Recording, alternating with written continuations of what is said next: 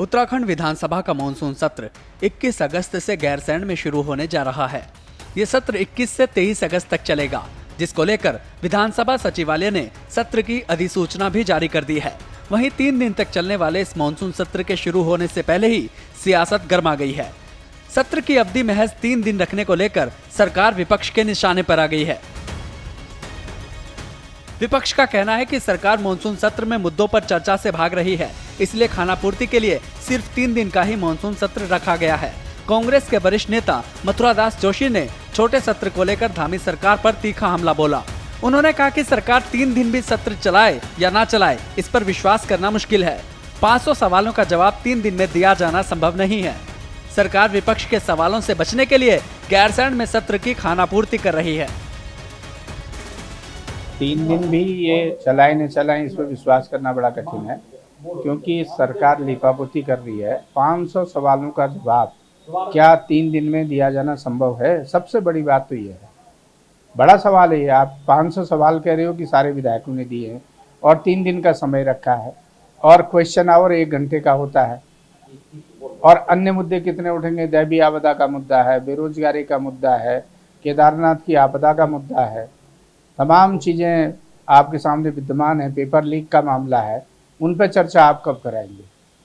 होता है अच्छा ये रहता है कि सरकार 1 हफ्ते का आप पूरा अमला जमला आपका गैरसैंण जा रहा है, 1 हफ्ता आपकी सरकार वहाँ बैठती और राज्य के विकास के संबंध में चर्चा होती, तमाम मुद्दों में आप चर्चा करते और 500 सवालों के जवाब देने में भी आप सक्षम रहते। लेकिन सरकार की अपनी हरदर्मिता है और केवल गैरसैंण के लिए खानापूरी सरकार ने करनी है। गैरसैंण में 3 दिन के विधानसभा सत्र को लेकर विपक्ष सरकार पर हमलावर हुआ तो विधानसभा अध्यक्ष रितु खंडूरी ने भी विपक्ष के सवालों का जवाब दिया। रितु खंडूरी ने कहा कि सत्र करदाता के पैसों से चलता है, जरूरत के आधार पर ही सत्र की अवधि बढ़ाई या घटाई जाती है, लेकिन अगर बिजनेस नहीं होता तो सत्र की अवधि बढ़ाना जनता के साथ खिलवाड़ होगा, इसलिए सत्र की अवधि को सिर्फ 3 दिन रखा गया है। सत्र लंबा होना चाहिए, छोटा होना चाहिए, ये निर्णय बिजनेस पर होता है। अगर बिजनेस है तो सत्र लंबा होगा। आप भी जानते हैं और हमारी सब जो जनता है वो भी जानती है कि जब सत्र चलता है तो टैक्स पेयर के पैसे से चलता है, उसमें पैसे लगते हैं, ऐसे ही नहीं चलता है सत्र।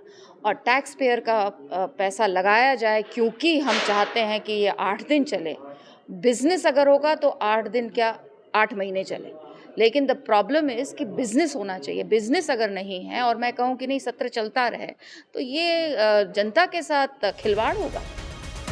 दरअसल विपक्ष ने मानसून सत्र में केदारनाथ आपदा, बेरोजगारी और पेपर लीक जैसे जनता से जुड़े गंभीर मुद्दों पर सरकार को घेरने की तैयारी कर ली थी।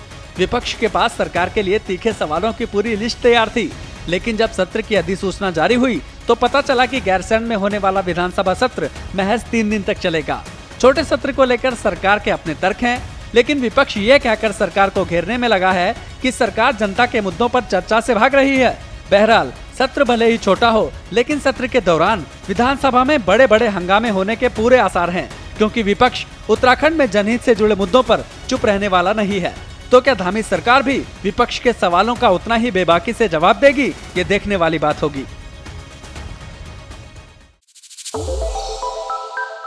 श्रेष्ठ उत्तराखंड पर खबरों से जुड़े रहने के लिए चैनल को सब्सक्राइब और लाइक करें, बेल आइकन दबाएं और देखते रहें श्रेष्ठ उत्तराखंड।